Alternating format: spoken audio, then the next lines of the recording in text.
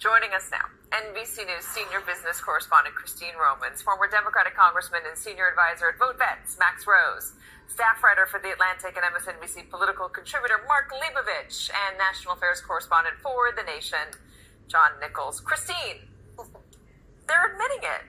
Finally, what everyone has been saying. Tariffs are taxes. The consumer pays it. You know, at the worst, the importer pays it, the company swallows it. But the country that is exporting the goods is not paying those tariffs. No, and look, Walmart is the nation's biggest retailer. 90%, Walmart even says 90% of Americans live within 10 miles of one of their stores. And Walmart last week saying that the magnitude of these tariffs are so big, they can't absorb all of it. They will try to where they can, where it's good for them as a business to, but they won't be able to absorb all of that, and it will be passed on to consumers. We're going to hear from a lot of other retailers this week, Katie, as they report their will try to where they can, where it's good for them as a business to, but they won't be able to absorb all of that, and it will be passed on to consumers. We're going to hear from a lot of other retailers this week, Katie, as they report their quarterly earnings. And, you know, Walmart sets the benchmark really here. So I am assuming we are going to hear from other retailers who are going to admit that they're going to have to start passing on higher prices as well. However, it's going to set them up for trouble with the White House because clearly the president does not want the optics of these companies saying,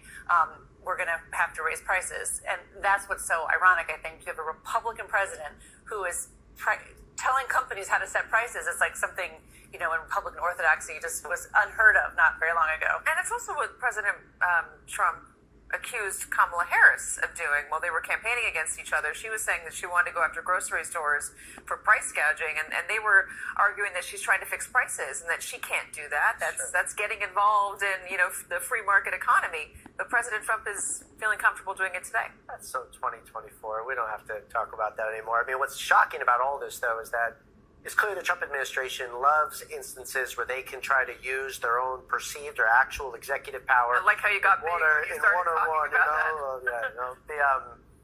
but the vast majority of consumerism happens in the United States of America, small businesses. Yeah. So if Walmart's making an announcement like this, there are tens of thousands of small businesses throughout the country that are doing just the same thing, and they will not be subject to some type of power call from the Treasury Secretary. I thought tariffs were getting a little easier to swallow, stabilizing out. The markets were doing a little better. Well, 30% is still historically a humongous tariff, and that's for China. And if you look at Walmart's case, for example, the company told us last week that they already raised the prices of bananas because bananas come from countries with a 10% tariff. We're not growing bananas. We don't grow bananas. We don't grow coffee here. So there's this big push to the White House to say, like, look, the stuff that we don't make here, why is there a tariff on those things? And to your point about the small businesses, they don't have the balance sheets like the Walmart to be able to pick and choose what they can absorb a tariff on. I mean, small businesses, this is existential for them. I mean, they're either going to go out of business or they're going to pass most, if not all, of the costs on. And one could argue that the 30% is worse than the 140%. Why? Well, because under 140 was totally unsustainable, and companies were either going to just completely leave China or it was going to go back to where it was previously. 30%, you could actually imagine this is here for the long term. It's not enough for companies to leave necessarily, so they're going to eat the costs, and it's going to get thrown right on consumers, which is a tax. This is an aggressive tax. So that is the question I had for you, John, which is, what did the administration get out of this? Because, I mean, we heard a lot of different arguments, but one of them was to rehome manufacturing. Is Max right when he says that this is not quite a high enough tariff to rehome manufacturing? Well, manufacturing is broad. There are many, many different variations here. So you might find a company that determined that it would be cheaper to do production in the U.S. That'd be a company that probably still had a lot here and had moved some offshore.